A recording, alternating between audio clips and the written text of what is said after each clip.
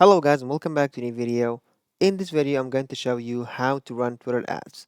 So just please follow my steps until the end and let's begin the tutorial. And so the first step easily, what we need to do, we need to go and open our browser over here as you can see.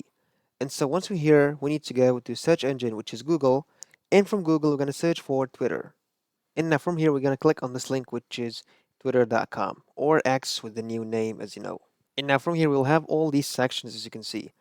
Probably you can see the ads section over here, but if not, easily you need to hit these 3 points, right? And then once you click on them, you'll see this option which is ads. And so we're gonna click on it from here, and we will be directed into a new page.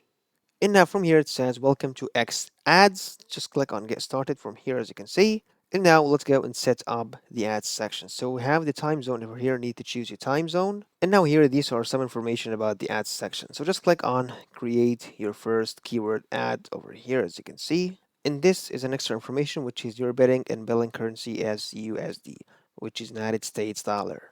And from here, it says, what is your objective from creating Twitter ads? So it could be a reach, engagements, website traffic, or keywords. But just consider that keywords are under beta version, so it's not completely ready. So for example, I can tell reach, and I click over here and then choose next. All right, so here we have the ad text. We can write whenever you want.